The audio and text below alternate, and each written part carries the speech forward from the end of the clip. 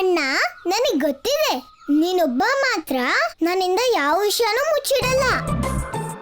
ಹೇಳು ಅಣ್ಣ, ನಿನ್ನ ಹತ್ರ ಈ ಗೊಲ್ಲ ಏನ್ ಹೇಳ್ತಿದ್ದ? ಅಂತದೇನು ಇಲ್ಲ ರಾಧೆ, ಅದೇ ಮಾತೆ ಯೋಗ ಮಾಯೆಗೆ.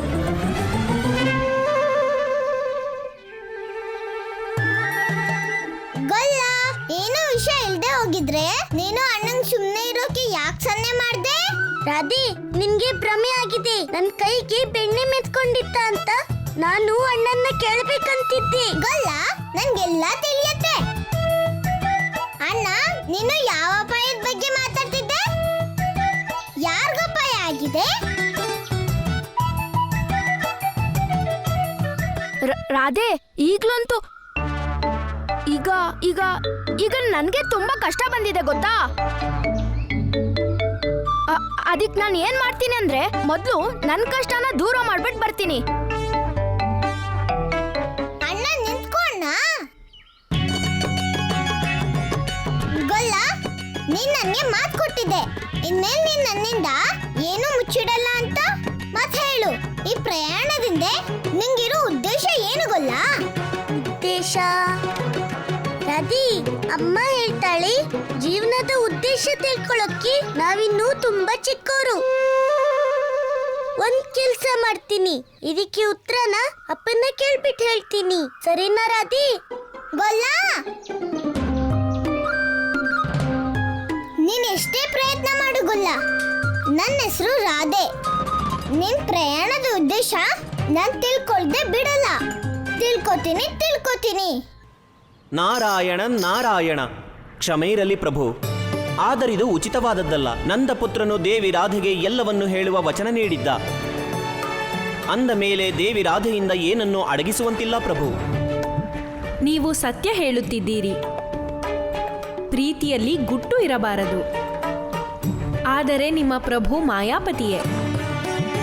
ಅವರು ನನ್ನಿಂದಲೂ ಸತ್ಯ ಮುಚ್ಚಿಡುತ್ತಾರೆ, ವಚನ ನೀಡಿದ ನಂತರವೂ. ದೇವಿ, ಇಂದಿನವರೆಗೂ ಎಂದಾದರೂ ನಿನಗೆ ವಚನ ನೀಡಿದ ನಂತರ ಅದನ್ನು ಪೂರ್ಣ ಮಾಡಿಲ್ಲವೇ? ಪ್ರಭು, ಕೃಷ್ಣನು ರಾಧೆಗೆ ಸತ್ಯವನ್ನೆಲ್ಲ ಏಕೆ ಹೇಳುವುದಿಲ್ಲ? ದೇವಿ, ಕೃಷ್ಣ ರಾಧೆಗೆ ಸತ್ಯ ಅವಶ್ಯ ಹೇಳುತ್ತಾನೆ, ಆದರೆ ಸಮಯ ಬರಬೇಕು. ಏಕೆಂದರೆ ಈಗ ಸಮಯಕ್ಕೂ ಪೂರ್ವ ಕೃಷ್ಣನು ರಾಧೆಗೆ ಸತ್ಯ ಹೇಳಿದರೆ ಆಗ ಘಟನೆಯು ತನ್ನ ನಿಯಮಿತ ಕರ್ಮದಂತೆ ಘಟಿಸದು ಮತ್ತು ಇದರಿಂದ ಜಗತ್ತಿನ ನಿಯತಿಗೂ ಪ್ರಭಾವವಾಗುತ್ತದೆ. ಪ್ರಭು, ನೀವು ಈಗ ಏನೇ ಹೇಳಿ, ರಾಧೆ ಕೃಷ್ಣನಿಂದ ಸತ್ಯ ತಿಳಿಯದೇ ಬಿಡಳು. ನಾರಾಯಣ ನಾರಾಯಣ.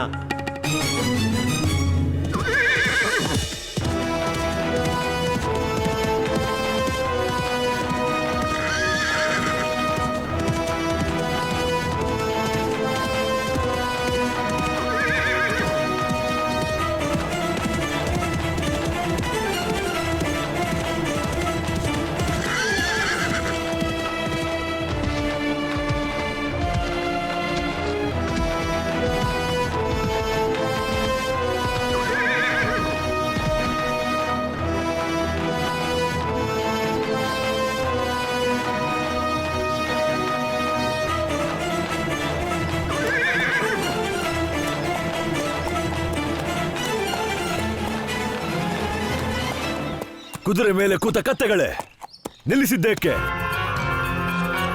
ಬೇಗ ಬನ್ನಿ. ಸೂರ್ಯಾಸ್ತಕ್ಕೂ ಪೂರ್ವ ನಾವು ಕತ್ರಿ ಪರ್ವತ ತಲುಪಬೇಕು. ಭಗವಂತ, ಕೋಪಗೊಳ್ದಿದ್ರೆ ಏನೋ ಹೇಳ. ಹತ್ರನೇ ಸಿಹಿ ನೀರಿನ ಜರಿ ಇದೆ. ನಾನು ಹೇಳಿದ ಮಾತಿನ ಅರ್ಥ ನಿಮ್ಗೂ ಕೂಡ ದಾಹ ಆಗಿರ್ಬೇಕಲ್ವಾ? ನೀವು ಹೇಳಿದ್ರೆ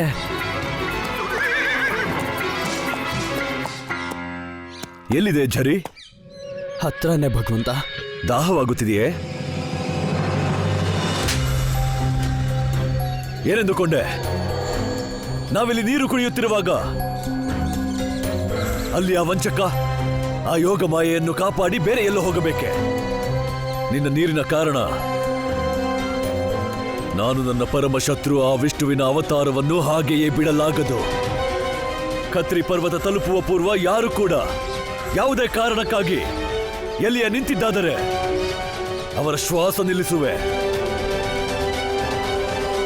ಬನ್ನಿ.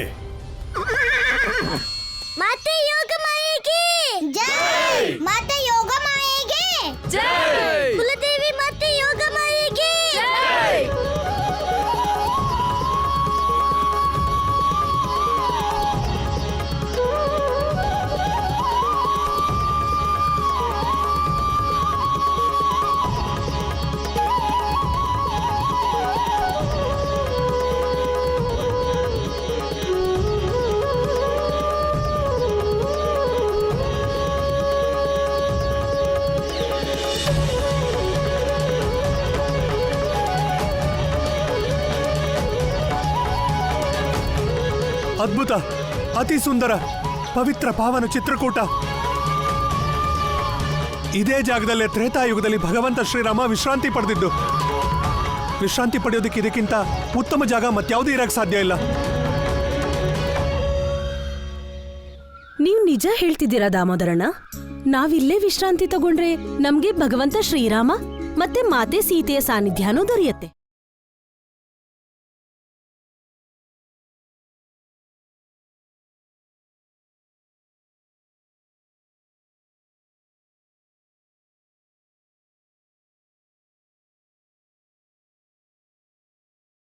ಹೇಳ್ತಾರೆ ಈ ಮರದ ಕೆಳಗೆ ಭಗವಂತ ರಾಮ ಮತ್ತೆ ಮಾತೆ ಸೀತೆ ವಿಶ್ರಾಂತಿ ಮಾಡಿದ್ರು. ಮತ್ತಿದು ನಮ್ಮೆಲ್ರಿಗೂ ಸೌಭಾಗ್ಯದ ವಿಷಯನೇ. ನಾವೆಲ್ಲ ಇಲ್ಲೇ ವಿಶ್ರಾಂತಿ ಮಾಡೋಣ. ಅಣ್ಣ, ಏನಾದ್ರೂ ಮಾಡು. ಕೃಷ್ಣ, ನಾವು ನಮ್ ಜನರ ಮೇಲೇನೆ ಬಲ ಪ್ರಯೋಗ ಮಾಡೋದು ಸರಿಯಾಗಿರುತ್ತಾ? ಇದಕ್ಕೆ ಬುದ್ಧಿವಂತಿಕೆ ಬೇಕು. ನೀನೇ ಸಂಭಾಳಿಸು. ಬನ್ನಿ. ಅಪ್ಪ, ನಾವಿಲ್ಲಿ ವಿಶ್ರಾಂತಿ ತಗೊಳ್ತಾ ನಮ್ ಸಮಯನ ಹಾಳು ಮಾಡಬಾರ್ದು. ಮೊದಲು ನಾವು ನಮ್ಮ ಕುಲದೇವಿಯ ದರ್ಶನ ಮಾಡಬೇಕು ಅಲ್ವಾ ಅಪ್ಪ? ಕೃಷ್ಣ, ದೇವಿಯ ದರ್ಶನಕ್ಕೆ ಅವಸರ ನಿನಗೆ ಎಷ್ಟಿದೆಯೋ ಅಷ್ಟೇ ನಮಗೂ ಇದೆ. ಆದ್ರೆ ಈಗ ನಾವು ವಿಶ್ರಾಂತಿ ಮಾಡದೇ ಇದ್ರೆ ಮುಂದೆ ಹೋಗಕ್ಕಾಗಲ್ಲ. ನಾವೆಲ್ಲ ವಿಶ್ರಾಂತಿ ಮಾಡೇ ಮುಂದೆ ಹೋಗೋಣ. ನೀನು ಅಮ್ಮನ ಹತ್ರ ಹೋಗಿ ವಿಶ್ರಾಂತಿ ತಗೋ. ದಾಮೋದರ, ನೀನ್ ನನ್ನ ಜೊತೆ ನಡಿ. ನೀರಿನ ವ್ಯವಸ್ಥೆ ಮಾಡಬೇಕು. ನಡೀರಿ.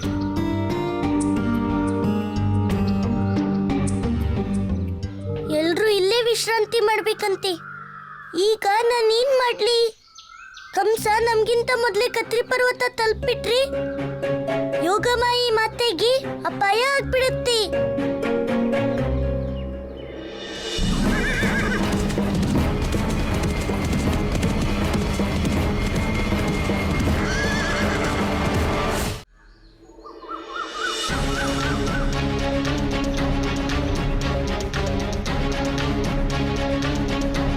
ಗಲ್ಲ, ನಿನ್ ಯೋಚನೆ ನಂಗೆ ಅರ್ಥ ಆಗತ್ತೆ. ಇದೇ ತಾನೇ ನಂದ ಮಾವ ಇಲ್ಲಿ ವಿಶ್ರಾಂತಿ ತಗೊಳ್ಳೋ ತೀರ್ಮಾನ ಮಾಡಿ ನಿನ್ ಯೋಜನೆನ ಹಾಳು ಮಾಡಿದ್ರಲ್ವಾ? ಇಲ್ವಲ್ಲ ರಾಧೆ, ನೀವ್ಯಾಕೆ ಹಾಗನ್ಕೊಂಡೆ? ಎಲ್ರಿಗೂ ವಿಶ್ರಾಂತಿ ಬೇಕಲ್ವಾ? ನಿನ್ಗೂ ಬೇಕು. ನಿನ್ಗೆ ಹೊಟ್ಟೆ ಹಸಿತಾ ಇರ್ಬೋದಲ್ಲ. ಹೋಗು, ನಿಮ್ಮಮ್ಮನ ಜೊತೆ ಊಟ ಮಾಡು ಹೋಗು. ಹಸುವಂತೂ ನನ್ಗಾಗಿದೆ ಗಲ್ಲ, ಆದ್ರೆ ಊಟಕ್ಕಲ್ಲ, ಹಣ್ಣಿಂದು. ಇಲ್ಲ ಇಲ್ಲ, ಹಣ್ಣು ಅಲ್ಲ, ಸೀತಾಫಲದ್ದು. ಸೀತಾಫಲ? ಹಾಗಲ್ಲ, ನಾನ್ ಕೇಳಿದ್ದೀನಿ, ಚಿತ್ರಕೂಟದ ಕಾಡಲ್ಲಿ ಜಗತ್ತಲ್ಲಿ ತುಂಬಾ ರುಚಿಯಾಗಿರೋ ಸೀತಾಫಲದ ಮರ ಇದೆ. ಎಷ್ಟು ರುಚಿ ಅಂದ್ರೆ ಆ ಭಗವಂತ ರಾಮನೇ ಸೀತೆ ಮಾತೆಗೋಸ್ಕರ ಸವಿಯಾದ ಹಣ್ಣನ್ನ ತಗೊಂಡು ಬರ್ತಿದ್ರು.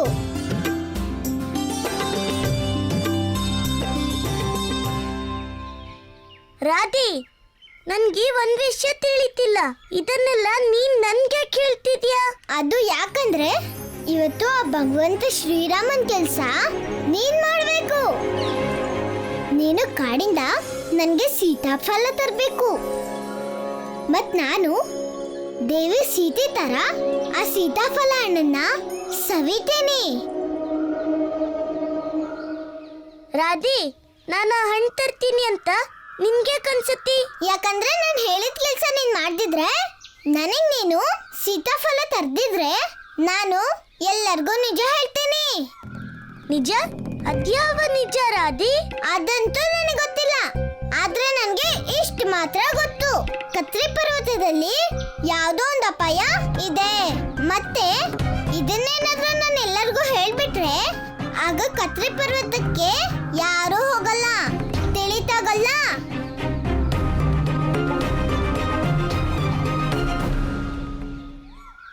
ಗೊಲ್ಲ, ಏನ್ ಯೋಚಿಸ್ತಿದ್ಯಾ?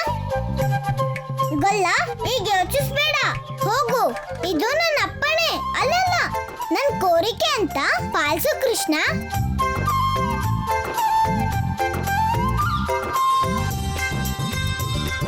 ಆದ್ರೆ ನಾನು ಸೀತೆ ಮಾತೆನ ನೋಡೇ ಇಲ್ವಲ್ಲ. ಈಗ ಅವ್ರು ಇಲ್ಲಿ ಇದ್ದಿದ್ರೆ ಹೀಗೆ ಇಲ್ಲಿ ಕುತ್ಕೊಂಡು ನಿನ್ಗಾಗಿ ಕಾಯ್ತಿದ್ರು ಅಲ್ವಾ ಗೊಲ್ಲ? ಈ ಜಾಗಕ್ಕೆ ಬಂದ್ ಕೂಡ್ಲೆ ರಾಧೆಗೆ ಇಷ್ಟೊಂದ್ ಜಾಣತನ ಎಲ್ಲಿಂದ ಬಂತು? ನೀನೇನಂದೆ ಕೃಷ್ಣ? ಹೌದು, ನೀನ್ ಮಾತ್ರ ಜಾಣೆ ಇಲ್ಲಿ. ರಾಧೆ, ಈಗ ಹೋಗ್ಲಾ? ನಿನ್ಗೋಸ್ಕರ ಸೀತಾಫಲ ತರ್ಲಾ? ನಾನು ಹೋಗ್ಲಾ ರಾಧೆ? ಗೊಲ್ಲ, ನಾನ್ ಯಾವಾಗ್ಲೂ ನಿನ್ ಜೊತೆ ಜಗಳ ಆಡ್ತೇನೆ. ನೀನ್ ಎಷ್ಟು ಒಳ್ಳೆಯವನು. ನಾನು ಹೇಳಿದ್ದನ್ನೆಲ್ಲ ಕೇಳ್ತ್ಯಾ?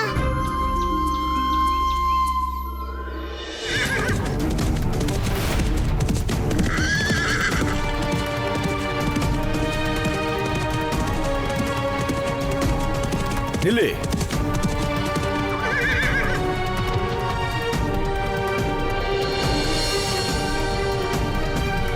ಚಾಣೂರ, ಇಲ್ಲಿ ನೋಡು.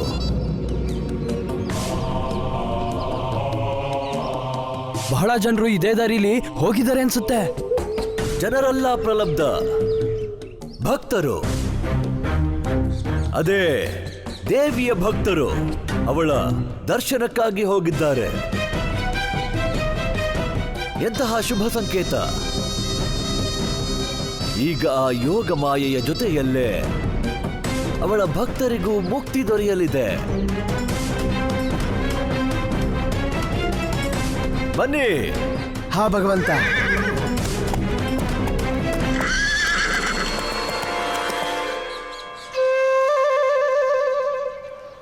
ಹೇಗೆ ಈ ರಾಧೆ ವಿಚಿತ್ರನೋ ಹಾಗೆ ಅವಳ ಆಸೆನೂ ವಿಚಿತ್ರವಾಗಿದೆ. ಈಗ ಕೂತಿದ್ದಲ್ಗೆ ಆ ಬಾಯ್ ಬಡ್ಕಿ ರಾಧೆಗೆ ಸೀತಾಫಲ ಬೇಕಂತೆ. ಇಲ್ಲಿ ಸೀತಾಫಲ ಏನು, ಅದ್ರದ್ದು ಸಿಪ್ಪೆ ಕೂಡ ಕಣ್ಣಿಗೆ ಕಾಣಿಸ್ತಾ ಇಲ್ಲ.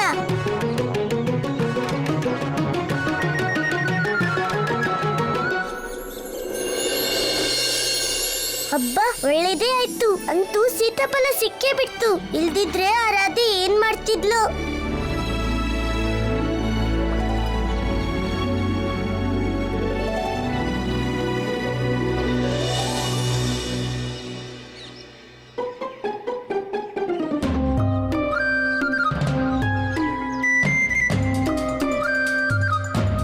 ಇದೇನು, ನಾನ್ ಕುಯ್ಯಕ್ ನೋಡ್ತಿದ್ರೆ ಮೇಲ್ಮೇಲೆ ಹೋಗ್ತಿದ್ಯಲ್ಲ.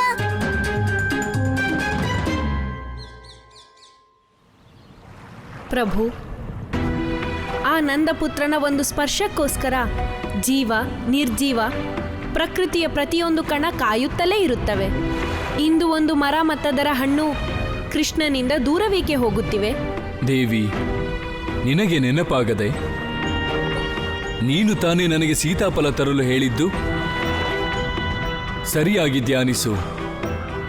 ಆ ಸ್ಥಾನ ಮತ್ತು ಆ ಫಲಕ್ಕೆ ನಿನ್ನೊಂದಿಗೆ ಅತ್ಯಂತ ಗಾಢವಾದ ಸಂಬಂಧವಿದೆ. ಪ್ರಭು, ನನಗೇನು ನೆನಪಿಲ್ಲ. ದೇವಿ, ಇದು ತ್ರೇತಾಯುಗದ ವಿಷಯ.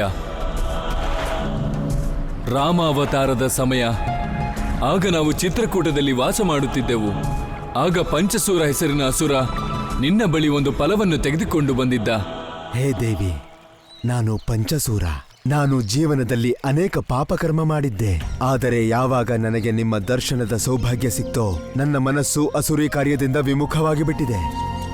ನನ್ನ ತಾಮಸಿಕ ಪ್ರವೃತ್ತಿಯು ಸಮಾಪ್ತಿಯಾಗಿ ಬಿಟ್ಟಿದೆ ಹಾಗೂ ನನ್ನಲ್ಲಿ ಪವಿತ್ರತೆಯ ಸಂಚಾರ ಶುರುವಾಗಿದೆ. ಹೇ ದೇವಿ, ನನ್ನ ಜೀವನದಲ್ಲಿ ಇಂದು ಯಾವ ಪರಿವರ್ತನೆ ಆಗಿದೆಯೋ ಅದು ನಿಮ್ಮ ಕಾರಣದಿಂದಾಗಿಯೇ. ಅದಕ್ಕೆ ಈ ಅಧಮ ಇಂದು ಚಿಕ್ಕದಾದ ಕೊಡುಗೆಯನ್ನು ತಂದಿರುವೆ. ಹೇ ಜನಕಪುತ್ರಿ ಸೀತೆ, ನನ್ನ ಶ್ರದ್ಧೆ ಮತ್ತು ಪ್ರೇಮದ ಸಂಕೇತವಾದ ಈ ಫಲವನ್ನು ಸ್ವೀಕರಿಸಿ ನನ್ನನ್ನು ದಯಮಾಡಿ ಅನುಗ್ರಹಿಸಿ ದೇವಿ.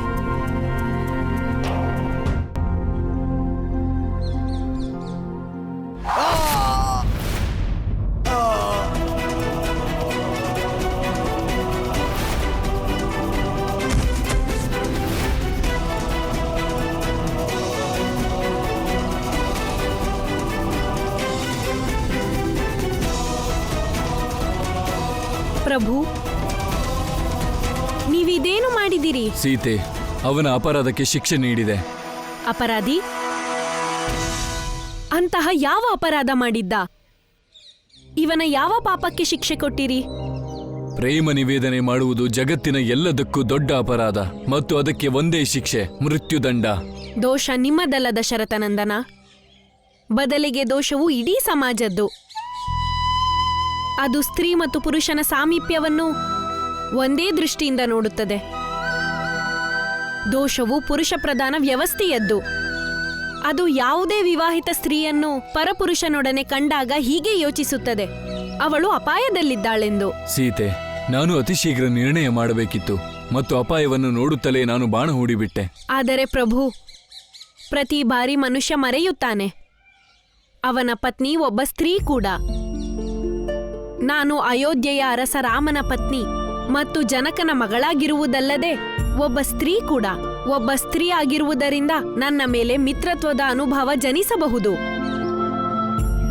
ಅನುರಾಗ ಎಂದು ಕಲುಷಿತವಾಗಿರದು ಪ್ರಭು. ಸೀತೆ, ನೀನೇನು ಬಯಸುವೆ? ಪ್ರಭು, ಪಂಚಸೂರನ ಮನದಲ್ಲಿ ನನ್ನ ಮೇಲಿದ್ದ ಪ್ರೇಮ ಶ್ರದ್ಧೆ ಮತ್ತು ಭಕ್ತಿಯಿಂದ ಉತ್ಪನ್ನವಾಗಿದ್ದು. ಅದರ ಪರಿಣಾಮದಿಂದ ಅವನ ಒಳಗಿನ ಎಲ್ಲ ವಿಕಾರ, ಅಸುರಿ ಗುಣಗಳು ನಾಶವಾಗಿದ್ದವು.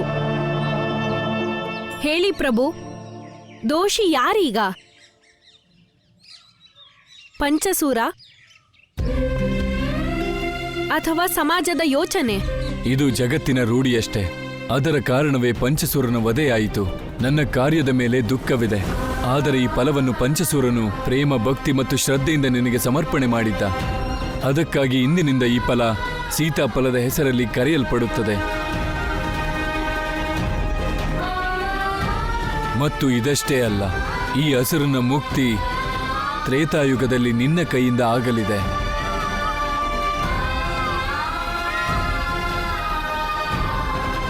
ನಾರಾಯಣ ನಾರಾಯಣ. ಮಾತೆ, ನೀವೊಂದು ತ್ರೇತಾಯುಗದಲ್ಲಿ ಹೇಳಿದ್ದು ಅದು ಇಂದಿಗೂ ಸತ್ಯವೇ. ಸ್ತ್ರೀಯನ್ನು ತಮ್ಮ ಸಂಪತ್ತು ಎಂದುಕೊಳ್ಳುವ ಸ್ಥಿತಿಯು ಅಲ್ಲಿಂದ ಇಂದಿಗೂ ನಡೆದು ಬಂದಿದೆ. ಈಗ ಕೇವಲ ನಮ್ಮ ಈ ಪರಮಾವತಾರಿ ಶ್ರೀಕೃಷ್ಣನೇ ಆಸರೆ. ತನ್ನ ಕರ್ಮ ಮತ್ತು ಜೀವನ ದೃಷ್ಟಾಂತದಿಂದ ಈ ದುರ್ವಿಚಾರವನ್ನು ಅಂತ್ಯ ಮಾಡಲು.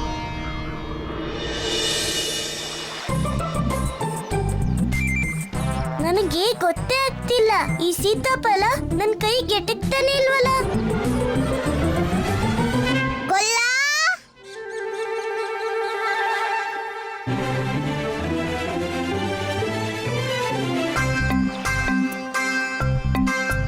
ನೀನಾ? ಗೊಲ್ಲ, ನಾನಲ್ಲಿ ಕೂತು ಕೂತು ಸುಸ್ತಾಗಿ ಇಲ್ಲಿಗೆ ಬಂದೆ. ನೀನ್ ಇಷ್ಟೊತ್ತಾದ್ರೂ ನನ್ಗೋಸ್ಕರ ಒಂದ್ ಸೀತಾಫಲನೂ ತರ್ಲಿಲ್ಲ. ರಾಧಿ, ನೀನ್ ಹೇಳಿದ ಕೆಲ್ಸನೇ ಮಾಡ್ತಿದ್ದೆ. ಈ ಸೀತಾಫಲ ಹುಳಿ ಇದೆ ಅನ್ಸುತ್ತೆ, ಅದಕ್ಕೆ ನನ್ ಕೈಗೆ ಸಿಗ್ತಾನೆ ಇಲ್ಲ. ಗೊಲ್ಲ, ನಿನ್ಗೆ ಒಂದ್ ಸೀತಾಫಲನೂ ಕುಯ್ಯೋಕಾಗ್ಲಿಲ್ಲ, ಮತ್ತೆ ಬೃಂದಾವನದ ರಕ್ಷಕ ಅಂತ ಹೇಳ್ಕೊಂತಿರತ್ಯಾ? ನಾನ್ ನಿನಗ್ ತೋರಿಸ್ತೀನಿ ಸೀತಾಫಲನ ಹೇಗ್ ಕೀಳೋದು ಅಂತ. ಸೀತಾಫಲ, ನಾನು ರಾಧೆ. ನಮ್ಮಪ್ಪನ ಹತ್ರ 1,00,000 ಹಸುಗಳಿವೆ, ಆದ್ರೆ ನನ್ಗೆ ಈಗ ನೀನ್ ಬೇಕು. ಬಾ ಸೀತಾಫಲ, ನನ್ ಕೈಗೆ ಬಂದ್ ಬೀಳು, ನಾನ್ ನಿನ್ನ ಸ್ವೀಕಾರ ಮಾಡ್ತೀನಿ.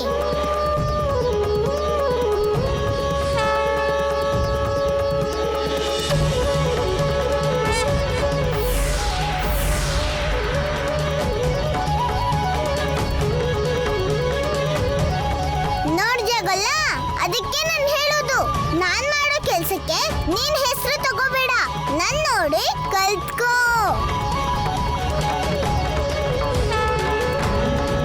ಈ ಬಾಯ್ ಬಡ್ಕಿರೋದೇ ಕೈಗೆ ಈ ಸೀತಾಫಲ ಹೇಗ್ ಸಿಕ್ತು? ನನ್ ಕೈಗೆ ಯಾಕೆ ಸಿಗ್ಲೇ ಇಲ್ಲ?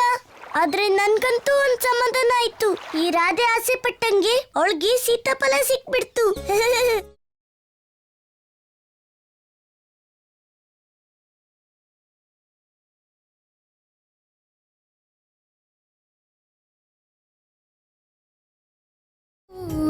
ನೀವು ಧನ್ಯರು.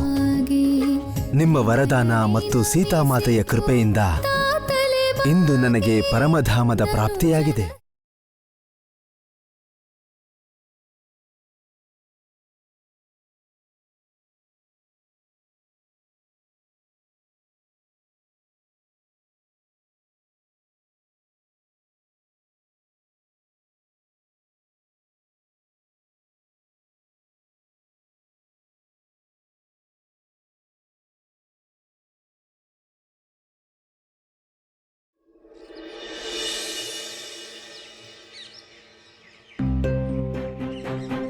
ಕೃಷ್ಣ ಕೃಷ್ಣ, ನಾನ್ ನಿನ್ನ ಆಗಿಂದ ಹುಡುಕ್ತಾ ಇದ್ದೀನಿ. ಎಲ್ಲಿ ಹೋಗಿದೆ ನೀನು? ಅಣ್ಣ, ಅದು ಮಾತ್ರ ಕೇಳ್ಬೇಡ. ಈಗ ಇಷ್ಟ ತಿಳ್ಕೊ, ನಾನು ತಪ್ಪಿಸ್ಕೊಂಡ್ ಬರ್ತಿದ್ದೀನಿ. ಆ ಕಡೆ ಈ ಕಡೆ ಅಲ್ಲ ಕೃಷ್ಣ, ನೀನ್ ಅಲ್ಲಿ ನೋಡು. ಎಲ್ಲರೂ ರಾತ್ರಿ ವಿಶ್ರಾಂತಿಗೆ ಸಿದ್ಧತೆ ಮಾಡ್ಕೊಳ್ತಾ ಇದ್ದಾರೆ. ರಾತ್ರಿ ವಿಶ್ರಾಂತಿ? ಇಲ್ಲ ಅಣ್ಣ, ನಾವೇನಾದ್ರೂ ರಾತ್ರಿ ಇಲ್ಲೇ ಉಳ್ಕೊಂಡ್ರಿ? ಅಣ್ಣ, ನಿನ್ಗೇನಾದ್ರೂ ಕೇಳಿಸ್ತಾ? ನೀನ್ ಏನಾದ್ರೂ ಹೇಳು, ಆಗ್ತಾನೆ ನಾನ್ ಕೇಳೋದಕ್ಕಾಗೋದು.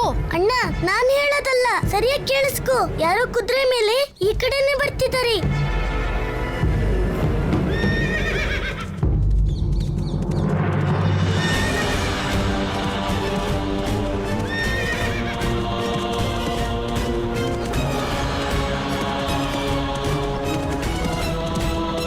ವೇಗವಾಗಿ ನಡೆಯಿರಿ ಕತ್ತೆಗಳೇ, ಪ್ರತಿಯೊಂದು ಕ್ಷಣವೂ ಮೌಲ್ಯಯುತವೇ. ಸೂರ್ಯಾಸ್ತಕ್ಕೂ ಮೊದಲು ನಾವು ಕತ್ರಿ ಪರ್ವತ ತಲುಪಲೇಬೇಕು.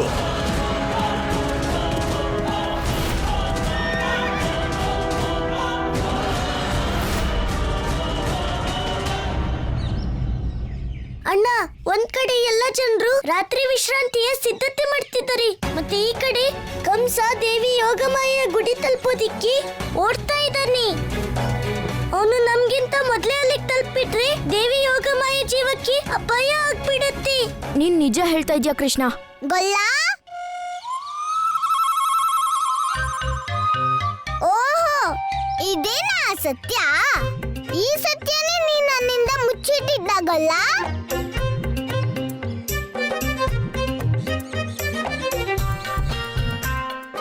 ಇಲ್ಲ ರಾಧಿ, ನಾನು ನಿನ್ನ ಹತ್ರ ಏನೂ ಮುಚ್ಚಿಡ್ಲಿಲ್ಲ. ನಾನು ನಿನ್ಗೆ ಈಗ್ಲೇ ಹೇಳ್ಬೇಕಂತಿದ್ದೆ. ಗೊಲ್ಲ, ನಾನು ರಾಧೆ. ನೀನ್ ನನ್ಗೆ ಹೇಳು ಇಲ್ಲ ಬಿಡು, ನಾನ್ ಎಲ್ಲಾನು ತಿಳ್ಕೊತೀನಿ. ಅರ್ಥ ಆಯ್ತಾ ಗೊಲ್ಲ? ಹೌದು ರಾಧಿ, ನನ್ಗೆ ಗೊತ್ತಾಯ್ತು. ಆದ್ರೆ ಗೊತ್ತಾಗ್ದೇ ಇರೋದೇನಂದ್ರೆ ಈ ಅಧರ್ಮಿ ಕಂಸನ್ನ ಹೇಗ್ ತಡೆಯೋದು? ಪ್ರಯತ್ನದಿಂದ?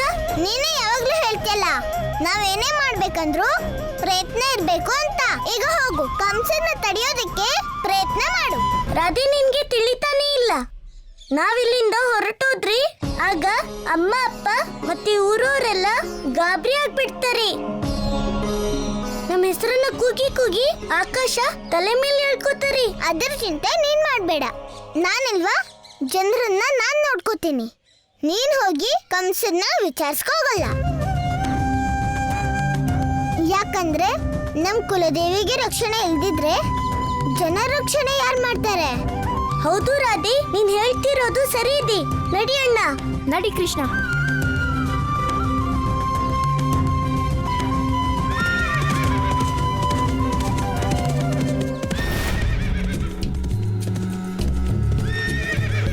ಕೃಷ್ಣ, ಈ ಕಂಸ ನಮ್ಮೆಲ್ಲರ ಜೀವನಕ್ಕೆ ಸಾಕಷ್ಟು ಕಷ್ಟ ಕೊಟ್ಟಿದ್ದಾನೆ. ಇವತ್ ನಾನು ಅವನ ಜೀವನಕ್ಕೆ ಎಷ್ಟು ಕಷ್ಟ ಕೊಡ್ತೀನಿ ನೋಡು. ಆಮೇಲೆ ನೋಡ್ತೀನಿ ಅವನು ಹೇಗ್ ಕತ್ರಿ ಪರ್ವತದ ಹತ್ರ ಹೋಗ್ತಾನೆ ಅಂತ.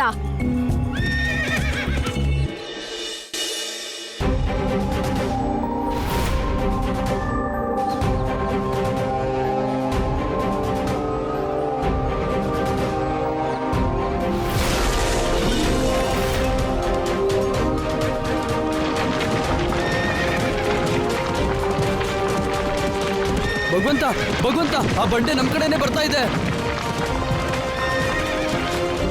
ಈ ಬಂಡೆಗೆಲ್ಲ ಹಿಂದಕ್ಕೆ ಕಾಲು ಬಂದಿದೆ.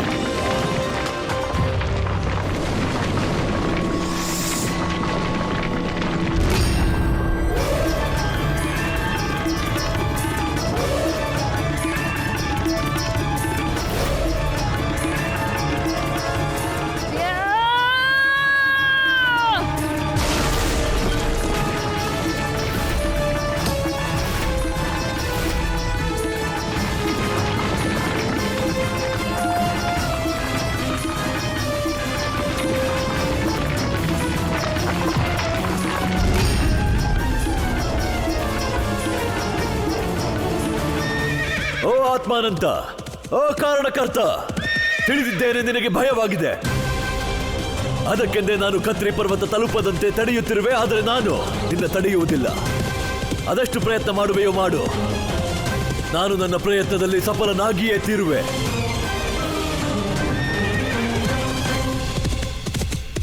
ಬಲರಾಮ ಇರೋ ತನಕ ಯಾರು ಅವ್ರ ಪ್ರಯತ್ನದಲ್ಲಿ ಯಾವತ್ತೂ ಗೆಲ್ಲೋಕ್ಕಾಗಲ್ಲ ಕಂಸ.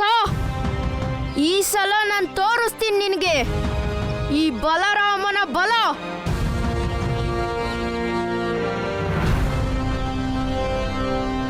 ಅಣ್ಣ, ಈ ಕಂಸನ್ನ ಬಲದಿಂದಲ್ಲ ಬುದ್ಧಿಯಿಂದ ಮಾತ್ರ ಸೋಲ್ಸಕ್ಕಾಗೋದು. ದೇವಿ ಯೋಗಮಾಯೆ ಜೀವ ಕಾಪಾಡೋದಿಕ್ಕೆ ನಾನೇ ಏನಾದ್ರೂ ಮಾಡ್ಬೇಕು. ಕಂದ ಕಂದ.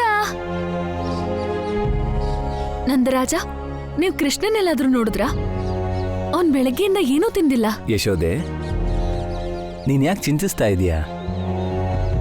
ಮಕ್ಕಳಿಗೆ ಎಷ್ಟು ಉತ್ಸಾಹ ಇರುತ್ತೋ ಅಷ್ಟೇ ಚಂಚಲರು ಇರ್ತಾರೆ. ಖಂಡಿತ ರಾಧೆ ಜೊತೆ ಎಲ್ಲೋ ಆಡ್ತಾ ಕೂತಿರ್ತಾನೆ. ಇಲ್ಲ ನಂದ ಮಾವ, ಕೃಷ್ಣ ಆಡ್ತಾ ಇಲ್ಲ.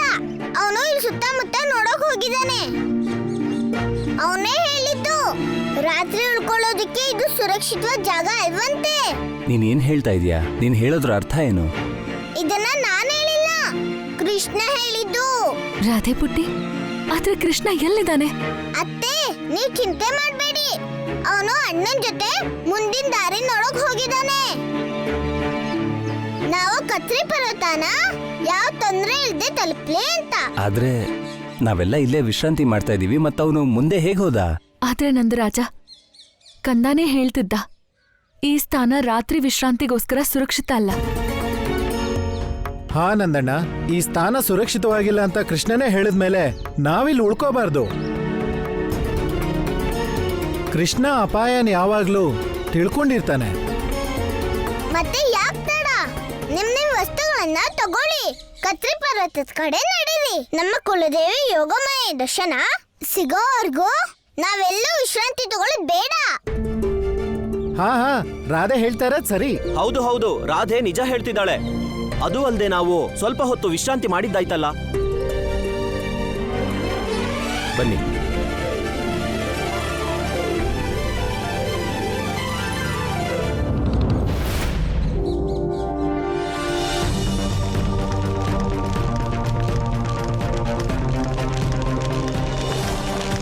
ಕಂಸ, ನೀನ್ ಇಲ್ಲಿವರೆಗಂತೂ ಬಂದಾಗಿದೆ. ಆದ್ರೆ ಇಲ್ಲಿಂದ ಒಂದಡಿನೂ ಮುಂದೆ ಹೋಗೋಕ್ಕಾಗಲ್ಲ.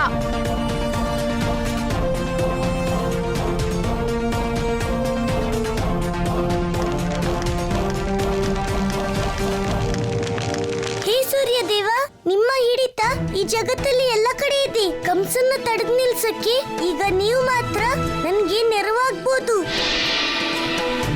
ಸೂರ್ಯದೇವ, ನೀವು ಏನಾದ್ರೂ ಮಾಡಿ ಆ ಕಂಸ ನಮ್ಗಿಂತ ಮೊದ್ಲೇ ಕತ್ರಿ ಪರ್ವತಕ್ಕೆ ಹೋಗ್ಬಾರ್ದು. ಓಂ ಸೂರ್ಯದೇವಾಯ ನಮಃ.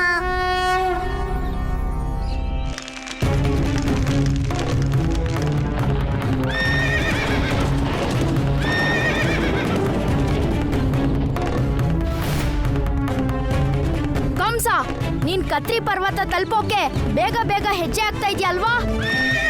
ಹಾಗಾದ್ರೆ ಬಾ, ಬೇಗ ಬಾ ನೀನು. ನಾನ್ ನಿನ್ ಪ್ರತೀಕ್ಷೆ ಮಾಡ್ತಾ ಇದ್ದೀನಿ. ಯಾ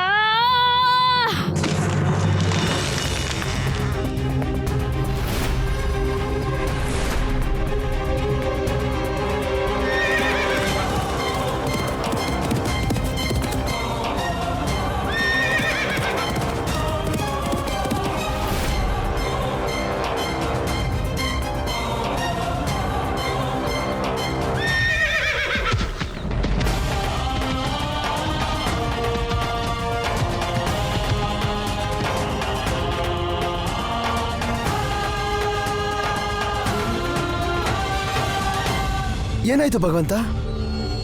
ನೀವ್ ಇಲ್ಲಿ ಯಾಕೆ ನಿಂತ್ಬಿಟ್ರಿ ಭಗವಂತ? ನಿಮಗೆ ತಾಪವಾಗುತ್ತಿಲ್ಲವೇ? ಇಲ್ಲ ಭಗವಂತ, ನಮಗ್ ತಾಪ ಅಲ್ಲ, ದಾಹ ಕೂಡ ಆಗ್ತಾ ಇಲ್ಲ. ಇಲ್ಲಿಗೆ ಬರ್ತಾ ಇದ್ದಿದ್ ಕಂಸ ಇದ್ದಕ್ಕಿದ್ದಾಗೆ ಯಾಕೆ ನೆನ್ಪಿಟ್ಟ? ಅಲ್ಲಿಂದಾನೆ ನನ್ನನ್ನೇನಾದ್ರೂ ನೋಡಿದ್ನಾ? ಆ ಸೂರ್ಯದೇವ, ಹೀಗೆ ನಿನ್ನ ತಾಪ ಹೆಚ್ಚಿದ್ದು ಏಕೆ? ಒಂದು ವೇಳೆ ಯೋಗ ಮಾಯೆಗೆ ಸಂಕಟ ಬಂದಿದ್ದನ್ನು ನೋಡಿ ನಿನ್ನ ತಾಪವು ಹೆಚ್ಚುತ್ತಿದೆಯೇ? ಓಂ ಸೂರ್ಯದೇವಾಯ ನಮಃ.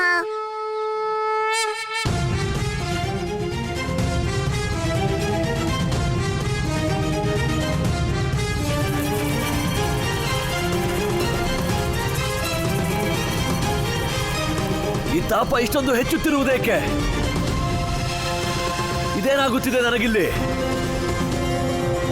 ಯಾರು ಮಾಡುತ್ತಿದ್ದಾರೆ ಹೀಗೆ? ಭಗವಂತ, ನೀವು ಕ್ಷೇಮವೇ? ಕ್ಷೇಮ? ನಾನು ಕ್ಷೇಮವಾಗಿ ಕಾಣುತ್ತಿರುವೆನೆ. ಹೋಗಿ ನೀರು ತನ್ನಿ ನನಗೆ, ಹೋಗಿ. ಭಗವಂತ, ನೀವೇ ತಾನೇ ಹೇಳಿದ್ದು ನಾವು ಊಟ ಮತ್ತೆ ನೀರಿಗೆ ಎಲ್ಲೂ ನಿಲ್ಲಲ್ಲ ಅಂತ. ಭಗವಂತ ನಾನು ಭಗವಂತನಿಗೆ ಆದೇಶ ನೀಡುವೆಯಾ? ಹೋಗು, ಹೋಗಿ ಬೇಗ ನೀರನ್ನು ತಾ. ಭಗವಂತ. ಓಂ ಸೂರ್ಯದೇವಾಯ ನಮಃ.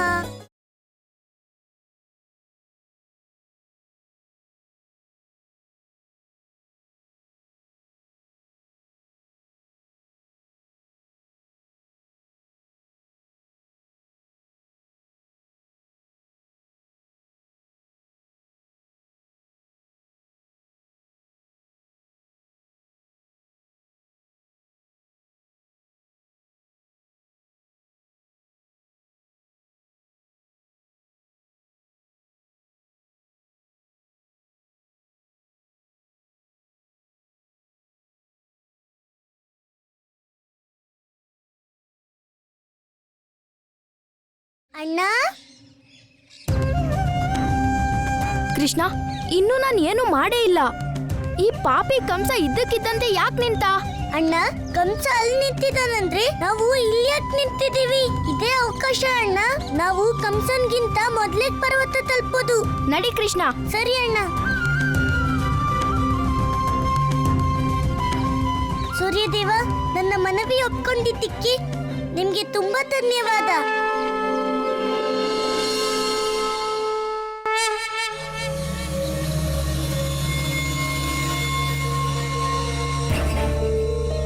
ಎಲ್ಲಿ ಸಿಗುತ್ತದೆ ನೀರು? ಎಲ್ಲಿ ಸಿಗುತ್ತದೆ? ಈ ಪ್ರಲಬ್ಧ ಮತ್ತು ಚಾಣೂರ ಇನ್ನೂ ಏಕೆ ಬಂದಿಲ್ಲ? ಎಲ್ಲಿ ಸತ್ತರು? ಜೀವಂತ ಉಳಿಸುವುದಿಲ್ಲ ಅವರನ್ನು, ಜೀವಿತ ಉಳಿಸುವುದಿಲ್ಲ.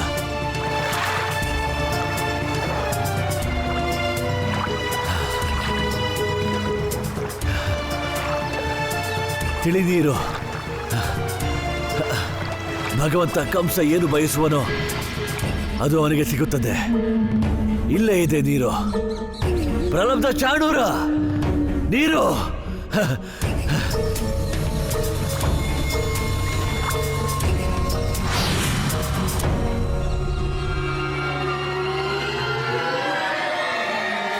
ಎಲ್ಲಿ ಹೋಯ್ತು ನೀರು? ಎಲ್ಲಿ ಹೋಯ್ತು? ಎಲ್ಲಿ?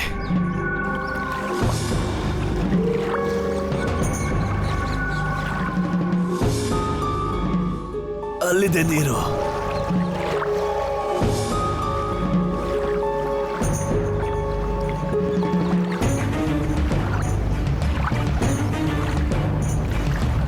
ಇದು ನೀರೇ.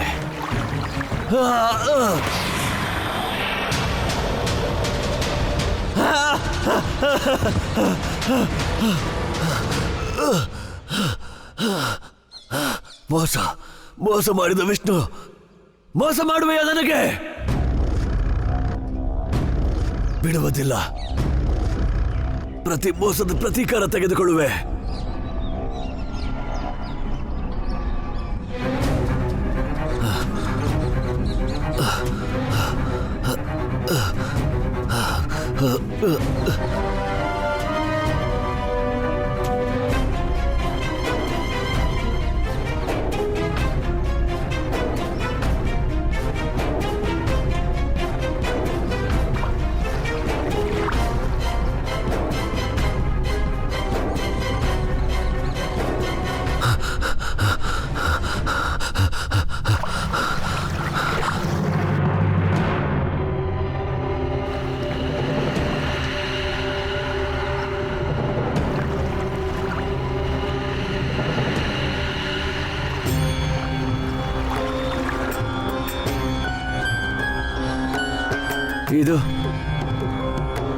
ಇದಲ್ಲ. ಮತ್ತೆ ಮೋಸ. ಈಗ ಕೆಳಗೆ ನೋಡಿದರೆ ಅಲ್ಲಿ ನೀರಿರುವುದಿಲ್ಲ.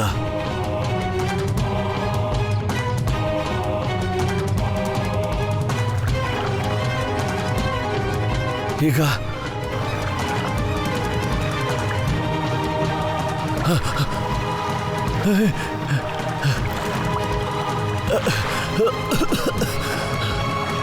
ಭಗವಂತ ಕಂಸನಿಗೆ ಜೈ.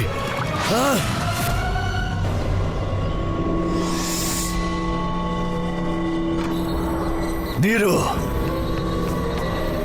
ಭಗವಂತ ಕಂಸನ ಜೊತೆ ಕಣ್ಣ ಮುಚ್ಚಲೆ ಆಡುತ್ತಲಿರುವೆ.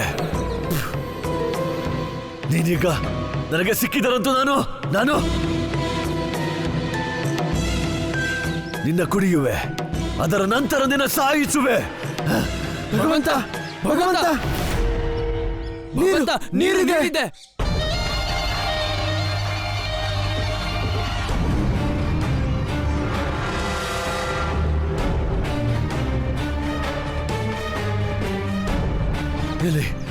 ಎಲ್ಲಿದೆ ನೀರು?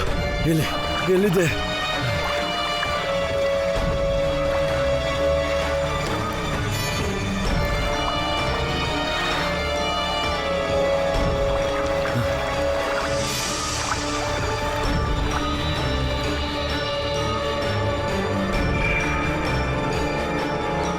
ಇದು ನೀರಲ್ಲ, ಇದು ಮೋಸ. ನೀರು ಬೇರೆ ಕಡೆ ಹುಡುಕಿ. ಇದು ಭಗವಂತ, ಇದು ನಿಜವಾಗ್ಲೂ ನೀರೇ. ಈ ಭಗವಂತನಿಗೇನಾಗಿದೆ? ನೀರನ್ನ ನೋಡಿದ್ರು ಹಾಗೆ ಮುಂದೆ ಹೊರಟ್ರಲ್ಲ. ನಾವೇ ತಗೊಂಡು ಹೋಗೋಣ.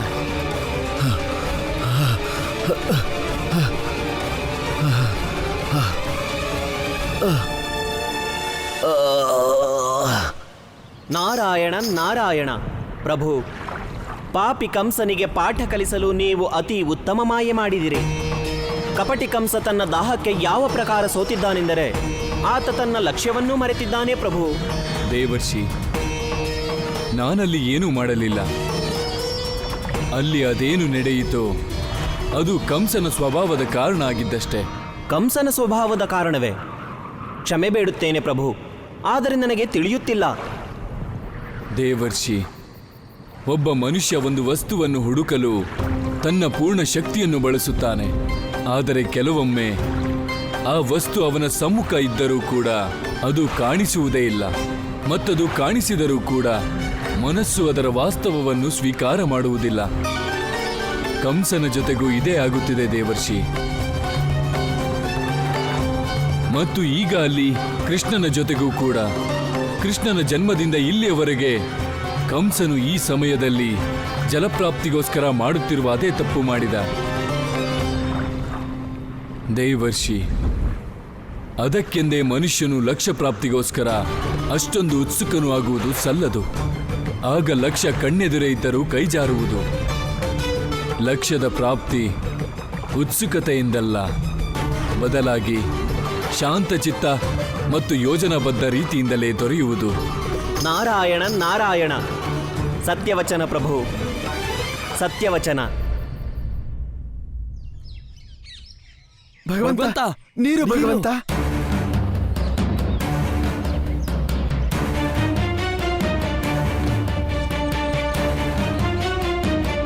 ನೀರು.